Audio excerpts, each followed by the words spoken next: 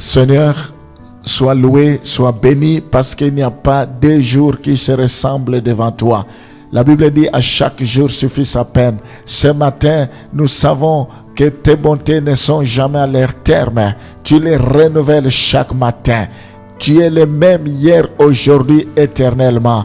Seigneur, nous voulons que tu puisses nous diriger. Ce matin, nous voulons que tu puisses nous conduire vers le vert pâturage. La Bible dit, l'Éternel est mon berger, je ne manquerai de rien. Je confesse ce matin que je ne manquerai de rien. Je confesse ce matin que partout où foulera le plan de mes pieds, ce lieu me sera donné. Je confesse ce matin que tu vas appeler à l'existence ce qui n'existe pas dans ma vie comme si cela existait. Je confesse ce matin que je serai la tête et non la queue. Je confesse ce matin que tu te manifesteras dans tout ce que je ferai, Seigneur. Sois béni. Voilà pourquoi j'aimerais te dire merci. J'aimerais anticiper mes remerciements par rapport à ce que tu feras. La Bible dit, tout ce que vous demanderez en priant, croyez que vous l'avez reçu et vous verrez cela s'accomplir. Je confesse ce matin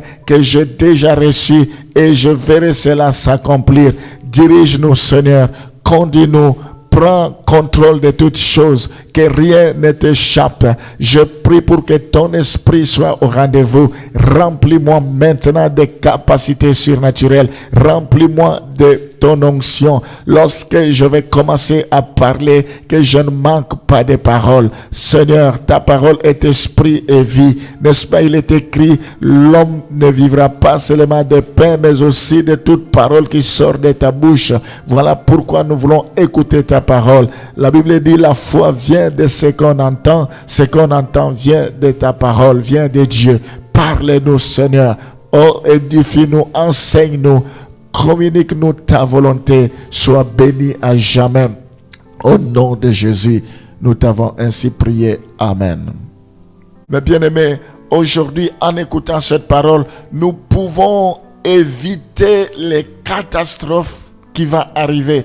En écoutant cette parole, nous pouvons sauver notre âme, sauver notre vie, sauver la vie de tous ceux qui nous écoutent en leur parlant du Seigneur, en recevant Jésus-Christ dans votre vie comme Seigneur et Sauveur personnel. La Bible déclare que celui qui a le Fils a la vie. Celui qui n'a pas le Fils n'a pas la vie non plus. Tant que vous n'avez pas la vie, le Fils de Dieu en vous, vous n'avez pas la vie éternelle. Vous pouvez me demander, mais comment vous pouvez faire pour les recevoir? C'est une bonne question. La Bible dit, voici, je me tiens à la porte. Si quelqu'un entend ma voix, il ouvre, j'entrerai, je souperai avec lui, lui avec moi. C'est maintenant que quand nous écoutons la parole de Dieu, c'est Jésus qui frappe devant notre porte. Notre porte, c'est notre cœur. Notre problème, c'est d'ouvrir notre cœur, c'est de l'inviter, c'est de reconnaître que nous sommes des pécheurs et c'est de demander, de l'implorer de venir entrer dans notre vie, de venir habiter notre corps comme notre Seigneur et Sauveur personnel, que nous puissions lui recommander notre vie et que nous puissions prendre la décision de le suivre. C'est comme ça que Jésus peut entrer dans notre vie, parce qu'il n'est pas dictateur, il ne peut pas entrer de force dans notre vie. Si nous ne lui ouvrons pas la porte, c'est comme une maison qui est fermée. Avant d'entrer, il faut sonner et une fois qu'on sonne, si on vous ouvre, vous pouvez entrer. Mais si on ne vous ouvre pas, vous ne pouvez pas non plus entrer. C'est pareil aussi avec le Seigneur. C'est quand nous acceptons d'ouvrir notre cœur pour qu'il vienne dans votre vie. C'est l'occasion pour moi de vous dire que il ne suffit pas seulement de recevoir Jésus-Christ dans votre vie, mais il faut que vous soyez enseigné pour marcher selon sa volonté, selon ses voies. Et je lance un appel. Vous pouvez nous trouver dans notre adresse qui circule sur l'écran, ministère évangélique La Trompette, 281 rue de Faubourg des Postes à Lille. C'est là que vous pouvez nous trouver et c'est là que nous pouvons vous enseigner, vous apprendre comment vous pouvez avoir la victoire, comment vous pouvez persévérer, comment vous pouvez maintenir votre salut, comment vous pouvez grandir dans la voie de Dieu. Donc, vous serez les bienvenus. C'est très important. Vous pouvez éviter l'enfer. Vous pouvez éviter l'enfer à votre famille. Vous pouvez éviter l'enfer à vos amis, à ceux qui sont à votre entourage. Tout simplement en leur montrant le chemin du Seigneur, tout simplement en leur parlant de Jésus. On va parler de la personne de Satan. Nous allons lire Jean chapitre 13, le verset 2. Et on va compléter cela par d'autres passages pour que vous puissiez comprendre.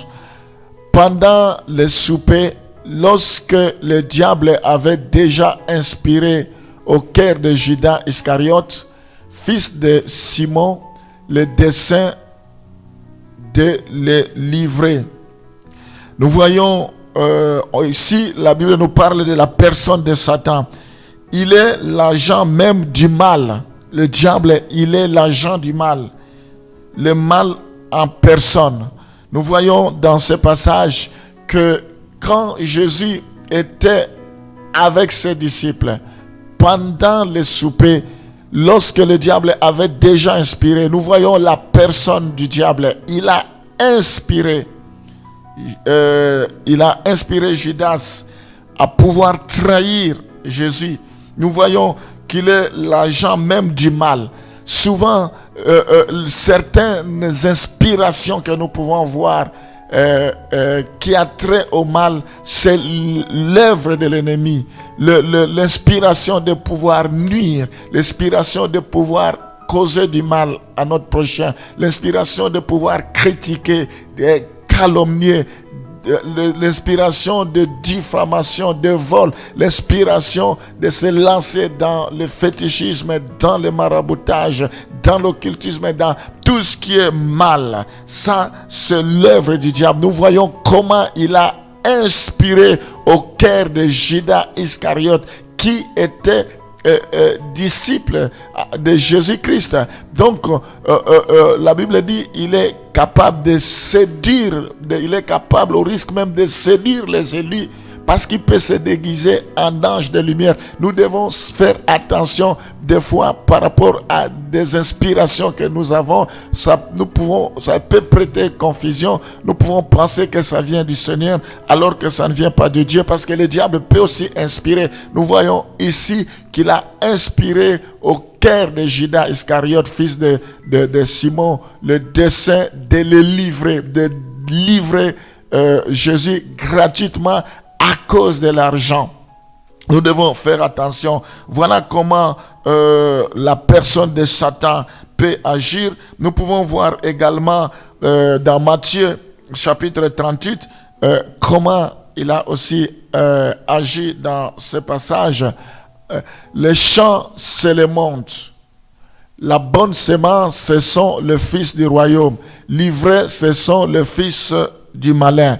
Nous voyons dans ce passage qu'un semeur est sorti pour semer. Donc le semeur a semé le jour, et la nuit le malin est venu aussi, il a semé l'ivraie. Donc l'ivraie et le blé étaient ensemble. La bonne semence, ce sont les fils du royaume. L'ivraie, ce sont les fils du malin. Donc nous voyons que le diable, il a aussi le fils du malin, il a aussi ses agents, il a aussi des personnes qui sont des fils du malin, qu'il utilise pour inspirer, pour répandre le mal. Nous devons faire attention et éprouver tout esprit. Nous devons discerner de quel esprit nous sommes animés, parce que certaines personnes peuvent être animés de l'esprit du mal, et ce n'est que Satan qui peut en être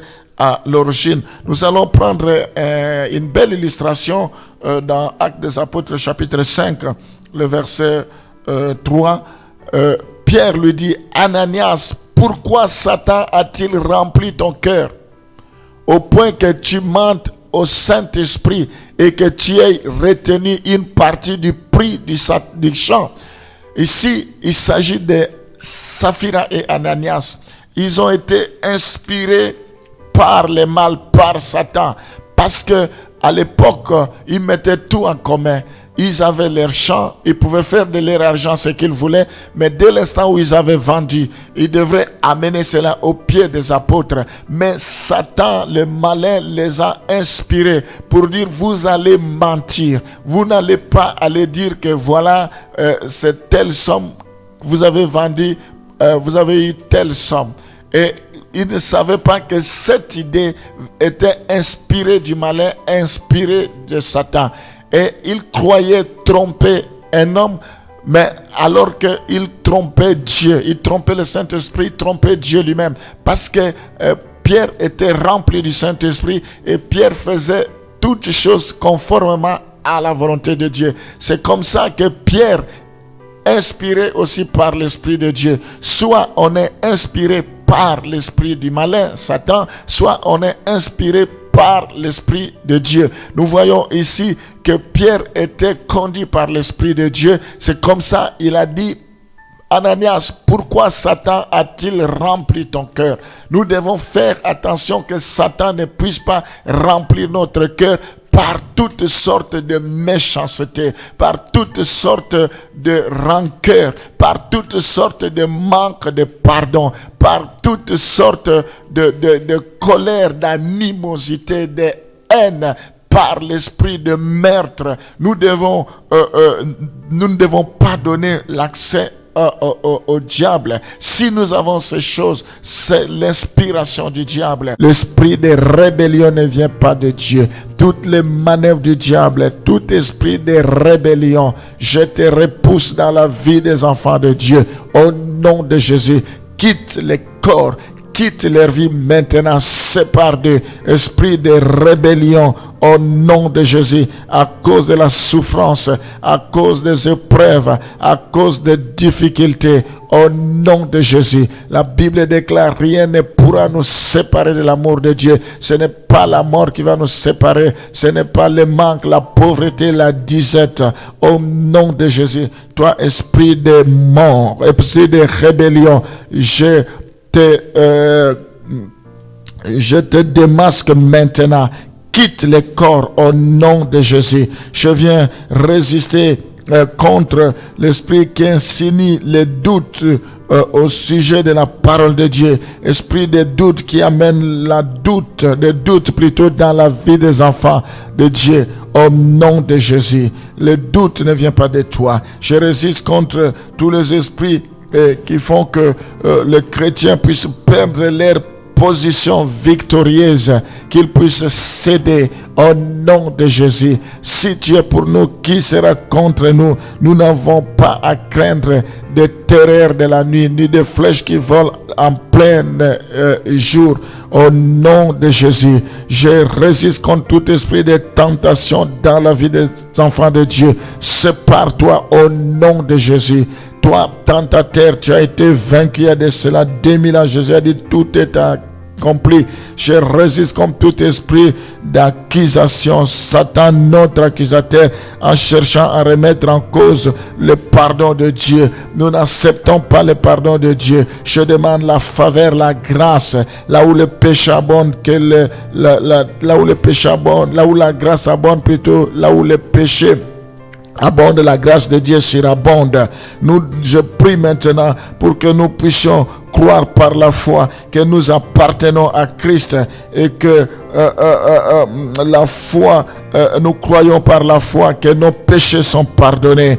Au nom de Jésus, je prie pour résister contre toute oppression, tout esprit qui oppresse les enfants de Dieu, en les infligeant des souffrances, en les infligeant des maladies, en excitant les persécutions dans la vie. Au nom de Jésus, que cela soit nul et sans effet. Oh, je résiste maintenant contre tout esprit qui vole la paix, qui vole la joie, qui apporte les soucis, qui éloigne loin des enfants de Dieu la patience, la douceur, le fruit de l'esprit, la maîtrise de soi, la fidélité. Au nom de Jésus, je repousse cela. Au nom de Jésus, je condamne cela. Au nom de Jésus, Seigneur, manifeste-toi. Viens au secours de tes enfants. Si tu es pour nous, qui sera contre nous? Sois loué, sois béni. Au nom de Jésus, nous t'avons ainsi prié. Amen.